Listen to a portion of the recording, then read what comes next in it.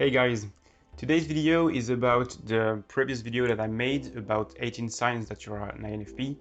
And because I'm actually an INTP, I just wanted to go over those 18 points to make sure that you really know which type you are, because if I mistyped myself as an INTP and back then I believed all these 18 points applied to me, it might be the case for you. So what I'm going to do is I have here the 18 points and I will go through them and I will give you more explanation and more clarification to make sure you know if you're really an INFP or not. So the first point was about INFPs being idealists and having a strong personal value system which make them constantly thinking about what's right for them. It is what caused them to, seek their identities, seek their path in life. And it's still true, but it's not only for INFPs. Like actually all NP type do so. They are called the seekers, the wanderers, and it's because they want to establish their identity. So this point still applies if you're an INFP, but it also applies if you're an INTP, for example. The second point was that, and it's directly related to that, is that INFPs are seekers and wanderers. So it's coming from our NE. We like to explore, so we like to have different opinions about something, and we like to, because we are leading with our introverted function first, like Fi for INFPs and TI for INTPs. It's true for both types. So that's not something that would be exclusive to INFPs, but it still applies. The third is that INFPs are looking for meaning in everything. It's true, it's still true. The difference I found between, and why I got confused between INTP and INFP, is that INFPs are doing most of the time, they are doing they want to have meaning for something. That's not something they lack from their life. And for INTP, they kind of fear that their life will have no meaning. Whereas for INFPs, they will fear that their inferior function, which is a T function, which is TE, will be not present enough in their lives. So it's this balance between your T and F functions. Like for an INFP, you will have, it will be natural to have like feelings about something, like meaning about what you do, and it will be important to you. But for an INTP, it will not be as important because it will not be like natural. But because of that, an INTP might fear to lack this meaning and this F function in their life. So that's why it can become tricky to know which one you are, because both functions work in together, and any type is most of the time is going to be attracted by his inferior function. So a way to tell them apart might be to look at what comes naturally to you and what you are afraid that you don't have enough. It can be a way to say if you're an INFP or an INTP. Like for example, an INFP will fear that they have not enough structure in their outside world, like not financially stable, not a good place in society, stuff like that. Whereas an INTP will have those things and will be more worried about not having meaning in their life, not having, strong values about something to care about. Yeah, that's it. The fourth point was that we like to write things. It's easier to express something by writing. It's still true for INFPs and INTPs. We like to write things to organize our inner world. And because it's clear for us inside, it might not be the case for the outside world. But a difference that I found is that when you try to ask an INFP what's going on inside their heads, they will write something, and it will be more about painting a mood, a general feeling, a general atmosphere. Whereas an INTP, it will be more like a logical event that is going on in their mind, like I'm thinking about this because of this, and to solve this or to figure out something. So it will be more like logically structured. So it can be the case. We can spot the difference in their writings. The 5 points was that we are good at languages. That's still true for both types. Nothing more to say here. 6 point was that we need time alone as introverted. Still true. Both types are introverted. 7th is that INFPs are easygoing. Still true. And INTPs are easygoing as well. But the difference could be that for an INFP, an INFP might be easygoing because of their Fi, meaning that they value individuality, they value personal values, and so they want to allow people to be themselves and to be authentic. But for an INTP, it might be more like, because of their inferior function, which is Fe, extroverted feeling, they value harmony. So they don't want to be to find themselves in a conflict. So they will be easygoing for that. So both types will be easygoing, but their reason to do so will be different. And it's always the case when you look at different types. Like, 2 types can have the same behaviors, but they will do it for different reasons. And that's what's important. That's what relates to the cognitive functions. Point 8 was that they are not project finishers. It still applies, and it's because of our NE. So it's for both INFPs and INTPs, because we are always pursuing the next shiny object. A difference that I found that can make it clearer is that INFPs will like the beginning of a project for their enthusiasm, their motivation, because they like the concept or the idea. And for INTPs, for INFPs, they will like to jump from a project to another to feel that boost of good feelings at first. And for INTPs, it will be more like they are satisfied. Once they are confident that they will be able to understand it. Like they want the knowledge, and they know that they can understand it, and they know that they could do it, and most of the time it's enough. And so most of the time for INTPs, when they know that they could be able to do something, actually doing it is less interesting to them. So that's why we can tend to drop projects or start another. So next point is the point number 9. It was about the confusion, because it was about the confusion of INFPs thinking that they are thinking types. So it's still true, INFPs can think a lot, and they will probably do, but it doesn't mean that because you think a lot that you're using a thinking function. So it's still true. So the main difference here is that an INTP who uses introverted thinking as their primary function, it's all about deconstructing things, analyzing, scrutinizing, really understand what's going on underneath the surface.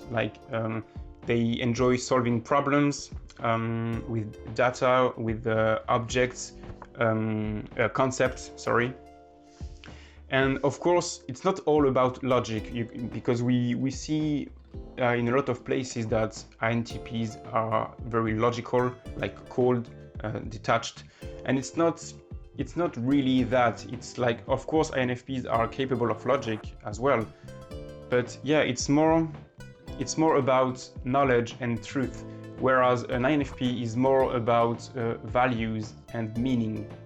A good way to tell if you're an INFP or an INTP can be that for an INFP, they will care about people data, people facts. And for an INTP, they will care about abstract and figures data. For example, I'm not very good at remembering people's names and especially people's birthday dates. whereas an INFP might care about those things. And of course I can remember them, but I will have to consciously think about it. Whereas for a subject like, I don't know, like computer specifications, thing that would bore a lot of people, I don't know, I just retain the information very easily. So that could be a way that you can identify which one you are. And another thing to consider is that, as I've said before, an INFP will be attracted by thinking matters, and an INTP will be attracted by feeling matters. But most of the time, if we choose to engage in those fields, like I did because I'm an INTP and I chose to engage in the feeling types when I wanted to be a hypnotherapist. And it was not long before I realized that I made a mistake, that I needed to reconsider everything, and that led me to realize that I was actually mistyped. So usually, it can be the best way to discover things is to actually do things. You cannot just think about it. If you're not sure about something, just go ahead and try it. So if you're an INFP, you might be attracted by I don't know, science, and you may give it a go, and maybe you will actually realize that it's not for you, and that's okay. But that's what an INFP can face. Number 10 was that you probably feel that you think too much as an INFP. So as I've just said, it's not because you think that you're an INTP, it's about what you think about. So for an INFP, it's thinking about meaning, values, what feels right to them. And for INTPs, it's more about thinking what makes sense. They need to have a reason for their feelings, for example. They want to go to the bottom of things. They want to investigate and find the truth. Number 11 was that INFPs are supposed to be good-hearted. It's still true. INFP really do care. I believe that INTPs and INFPs feel like sometimes they don't care enough. And it can be the case for both. But for INFPs, they usually really care about people, about the individuals, about helping those in need. And if I'm being honest, for INTPs, there are some periods in my life where I feel like I don't even need people, because our inferior function is extroverted feeling, and it's an illusion. I know it now, but it's this illusion that you can go on forever, like immersed in your own thoughts, like thinking about concepts, thinking about your imaginary world, not imaginary, but your inner world, and only thinking about things that apply to yourself without considering the outside world and without considering other people's needs. So INTPs care more about groups of people, like a community, like both INFPs and INTPs want to help people, but INFPs want to do it more in a one-on-one manner, whereas INTPs want to do use their knowledge to help more people, like to help a community, to help the world in a sense. And usually what I found also is that INFPs are generally more comfortable with emotional people, like with strong emotion, whereas emotional people can be very difficult to handle for INTPs. They might not know what the appropriate response is in that case, and it can be very draining for them. The number 12 was that INFPs often doubt their type. That's still true, and I think it's even more true for INTPs, and it's just because NP type are seekers. The difference that I've found here is that INTPs can consume a very large amount of data in a short period of time. So for example, an INTP might read a book about the MBTI system in 1 or 2 days, like really fast. For an INFP, it might be something that's too much. But I'm curious to know what you think about that. So if you have any opinion about that, please let me know in the comments. It will be really interesting. Number 13 was that creativity is not obvious. I believe it's the case for both types. INFP and INTPs are creative people, but they are not very aware of it. I would say that INFPs tend to be attracted by forms of creation, more like art, music, painting, whereas INTPs might be more attracted by graphic design, where there is a side of tech inside it. So it's a bit generalization, but it can be an indicator.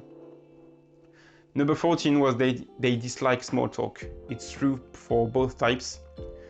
INFPs want meaningful and deep conversations, but usually about feelings, about values, about who is the person. And INTP wants to know why someone is doing this. Like, they want to know their reasons. They want to know. They still want to have meaningful conversation, but they enjoy as well thought-provoking conversation. It's all about, understand what's going on behind. Number 15 was that INFP might struggle to feel empathy. It's still true, and the reason is that INFPs are dealing with their feelings on their own, so they can see people like emotional or not dealing with their own stuff by themselves. Like it can be repelling for them. Like they don't want to deal with that person. So they can even be annoyed by these people, by people who are too expressive, who don't deal with feelings or by themselves, like INFPs would do. So INFPs can struggle to feel empathy for these reasons, but they're usually pretty capable of it. And for INTP, they are also capable of empathy, but it's more in the sense that they can understand what's going on. Like, they are pretty good at reading the other person's feeling, but what they don't know is how to react. It's how to react from an authentic place. Like, they know what the people in front of them feel, but they don't feel it. So it's more a cognitive empathy rather than a effective empathy. Number 16 was that they can be stuck in a rut. So that's because of their tertiary function, which is SI. So it's a function that both INTPs and INFPs have. So it's exactly the same for those two types. Number 17 was that they can be mistyped as an extrovert. It's still true, because INFPs and INTPs, if they decide to be social, they can manage it very well. The difference might be that both types need to explore and to reflect about these experiences afterwards, and they need to assess those experiences and to see where they fit. So an INFP will do it through the lens of personal values, of what feels right, of what's authentic. Whereas an INTP will do it more through the lens of what makes sense, analyzing his emotions that he felt, analyzing the situation, and see if he can boil it down to a subjective truth. So TI is really about analyzing and ordering and scrutinizing. And the difference in INTPs and INFPs behaviors in society can be that because INFPs lead with FI, they will be less likely to act to override their how they feel at the moment, whereas an INTP might pretend and might act to just not disturb the group, for example. So an INFP is less likely to give up their authenticity. Finally, number 18 is feeling misunderstood. It's still true, honestly. It's because of, I think every NP is facing that. because, and especially INP type, because they have an internal decision-making process. So their actions cannot be justified easily to the outside world. So that's why people don't really understand their actions, don't really understand where they're coming from. For the INFP, like social norms and social expectations mean very little. The important thing is staying true to their authentic core values, which are intensely personal. So that's why they have a feeling of I don't fit in sometimes. Whereas for INTPs, it's more about empirical truth and external rules that means very little. They must question everything based on the highly detailed set of internal principle and truth. So yeah, both types will struggle to fit in sometimes, but again, you know, it's for different reasons. Like the INFP don't want to fit in the social norms, and because they lead with Fi, which is individualistic, and an INTP don't want to fit in the external systems.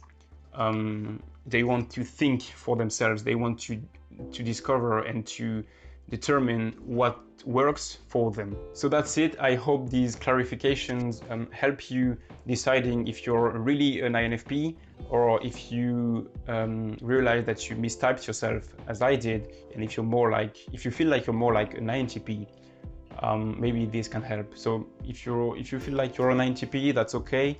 I will do a video next time about INFPs versus INTPs, like more in depth, talking about more the cognitive functions. So that was the first step. I hope you enjoyed it, guys. Let me know in the comments if you agree, if you disagree, if it does help you, and I will see you in the next video. Bye, guys.